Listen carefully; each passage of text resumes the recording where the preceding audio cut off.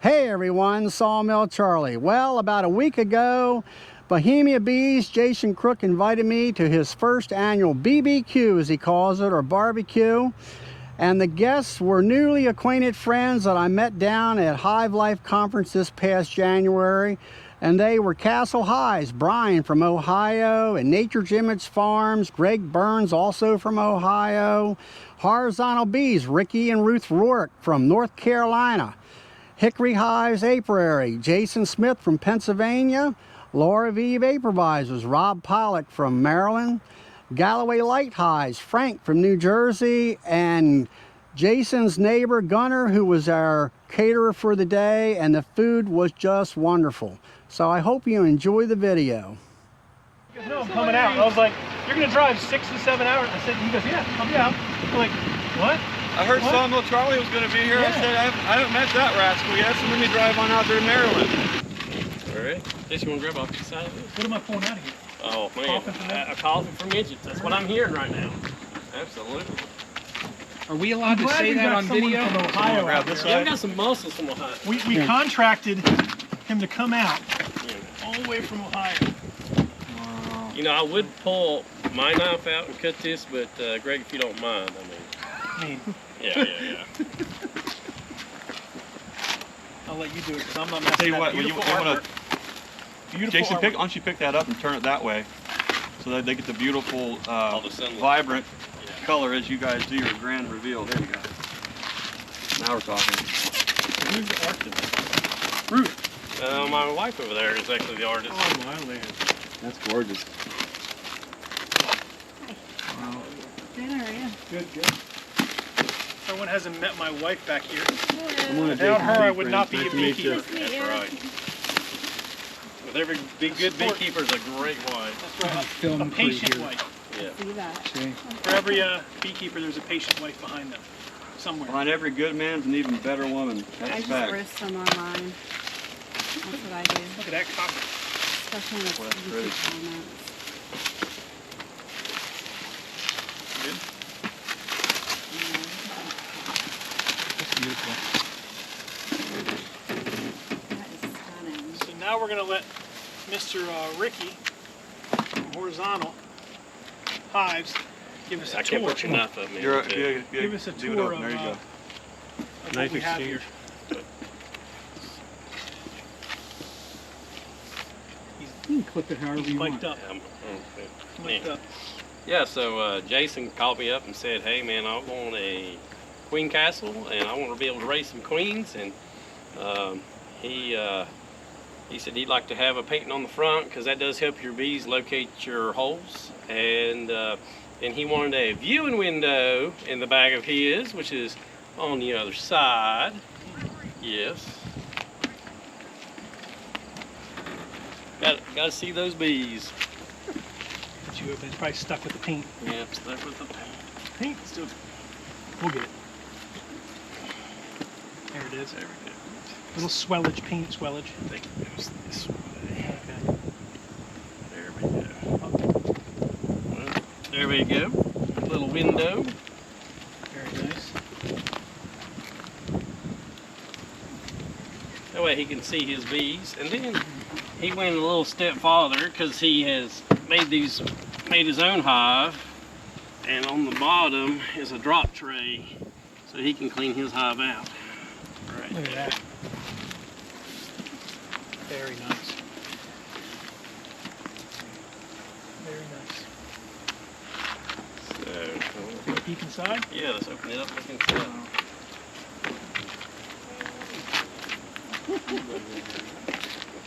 Now, will that fall, or that do you have to hold No, that? it'll hold itself. It'll hold itself? Yeah, it'll hold itself. And And that some of you guys tops- have seen Greg's hive, but it's kind of similar to that. But you can do 12 queens. You can do 6 nukes. You can do 3 hives. You can go down to 2 hives, or even 1 main hive. So as you're wintering this thing over, if you was to do, 3 or 4 nukes in here, this thing's really going to do very well through winter. So, The divider boards and where to put them. yep. Slides. Ventilation with the screen bottom board helps clean it out a little bit. Yep. that gives you a little bit of integrated pest management at the front end of it. Yep, absolutely. Absolutely. Yep. So, I think that's a great balance. yep. Very And, nice and hive. again, we seen your hive earlier today, and you know, it's amazing that here I am, you know, probably 2 or 3 years later than you, coming up with this ideal, and you had already done it. And here I'm thinking of it, and I build it, and you say, hey, I've already built one of these. Let's do some modifications. It'll make it even better. That's what I like about horizontal hives. You can just modify them and make them fit you, and that's what's great.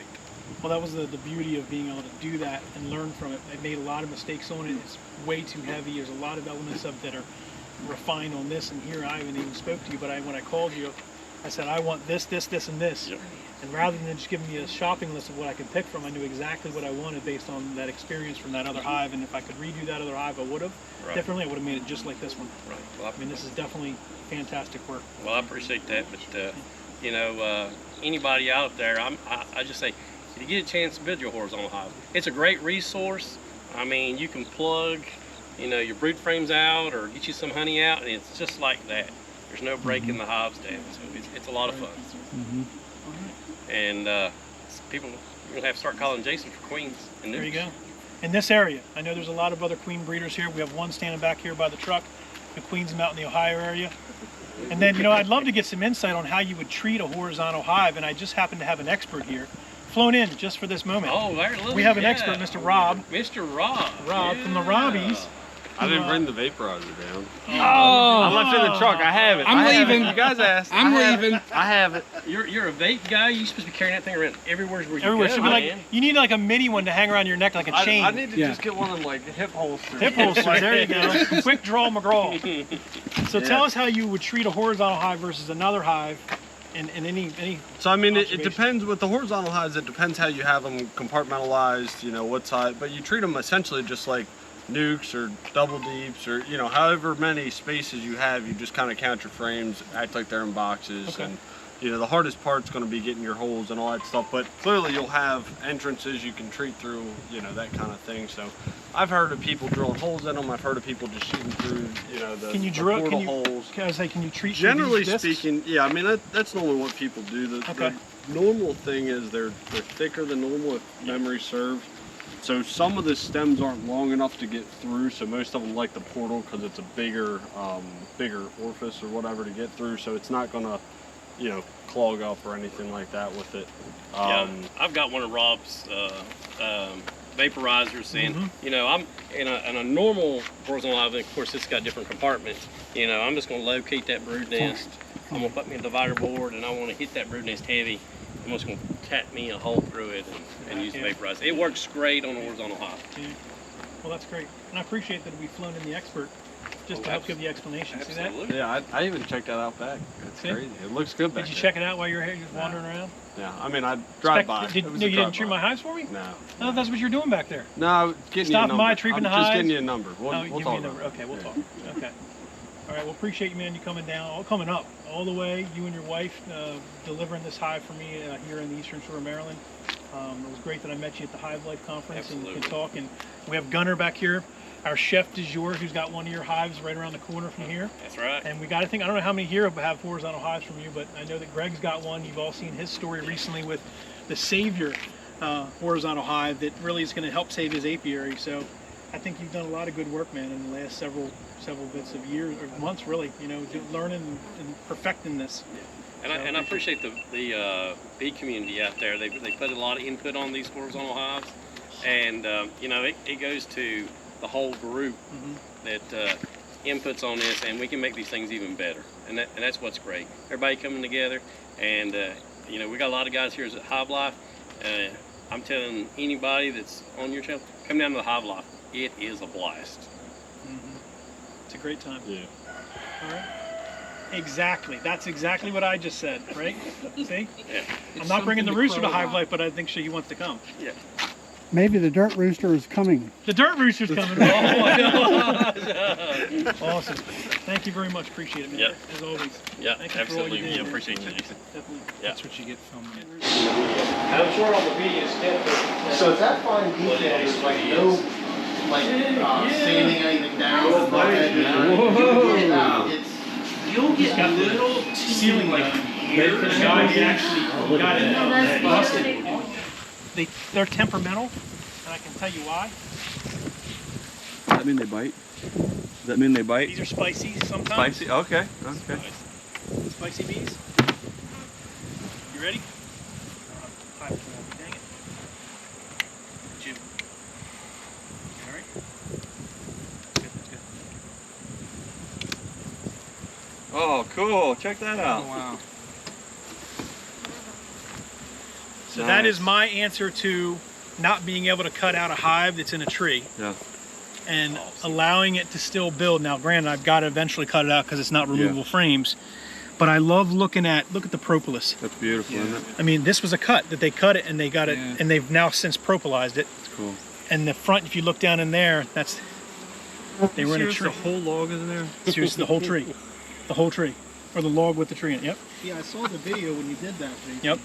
How long ago was that now, that they've been in there? June. Was it June? June. End of May, beginning of June. That's awesome. Yep. That's a slick idea. You stung one of my bees. It's okay. Take some venom home. Take a little Bohemia home. On the forehead? Yeah, right between the eyes there. Trying to work on this ugly, so I don't need help. One thing you'll We're all out here shooting benefit- videos with no gear on. over there. Setting a good example for the community. Oh, Tractor? I've been getting a lot of that lately. the benefit to go into Greg's is he takes all the stings. That's right. Greg, why don't you come down here, Greg? So So, not much else to show other than you can see I use a lot of combination of different type boxes as Greg does. yeah. Whether it be deeps, medium, double mediums, double nukes. I'll tell you what, if I could give anything, a recommendation is see these ones in the middle here. I guarantee you that one, that one, that one, that one, and that one will overwinter. Yep. Right? Yep. But these big ones, Nope. hit or miss. It's risky. It's that double stack nuke, those stacks of those 5 framers or going up is just fantastic. And you've got some texture on a box, and we're talking about maybe windbreak, and then I'm looking down, and for stuff that I'm used to and run for what we're doing, I'm looking, and then I ask you, okay, I see you've got, looks like a shim between your deep and your super, and some kind of shim on the bottom, standing here from the back looking at it. And so Jason, explain to us what this contraption is underneath of your deep. Tell us. I'm glad you asked the question, Greg, I'm glad you have an answer. because these are called slatted racks. Slatted racks. Slatted racks. Okay. So what are slatted racks? In a traditional hive setup, most people who use a solid or screen bottom board. When using a screen bottom board, you can imagine that airflow can cup up underneath and push air on the bottoms of those frames, which forces the bees to essentially, or the queen, to not want to lay brood where that fluctuation can exist, and she won't lay all the way down to the bottom of those frames. So if this sat on the bottom board down here, an inch lower, it would actually sit right above the screen, and that would create that situation. So you put in something called a slatted rack. What a slatted rack is, it allows you to lift them up off the frame, the screen bottom board. When your frames are going in, it sits directly above that, and so that gives that benefit for the queen to actually lay lower on the frames. However, there's another purpose. As you can imagine, as the foragers are coming in, they've got to pass off the honey or the nectar. They pass it off right under this bridge and to the ones that will transport the honey up to the honey, to where it needs to be stored in the honey super. It also gives a place for the foragers during the evening or on days when they can't forage to hang out, so they're not hanging out in the brood's nest, which ultimately gives the ability for that proliferation of that queen pheromone to continue to go through the brood's nest, and it's not clogged up with all the foragers, so they are less swarmy. It doesn't prevent swarms, they're less swarmy, which means they have a little bit better proliferation of those queen pheromones to say, hey, we're good to go. We don't need to swarm, we don't need a new queen, we don't need to make a new queen cell, we don't need to make a swarm cell, we have plenty of room because they all can hang out underneath the bridges of this slatted rack. In the wintertime, as you get that wind that comes across, it has that front block here as well that allows the wind to be stopped from going up under the frames as well. Again, it's really multi-purpose, and I use them on, as you can see, my deeps, my 5 frames, my 10 frames. I pretty much use it on every hive that I can put it on, because I believe that for a couple bucks, 10, 20 bucks, it helps with a lot of variation. That's the explanation, at least. Whether they are 100% needed, it's another piece of equipment. So, you gotta make that decision. So now we know. There you go. That's what a slatted rack is.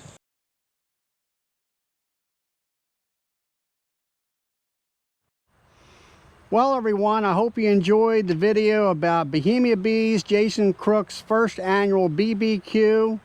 So until next time, please like, subscribe, click the notification bell, share my videos with your friends, and have fun with your bees.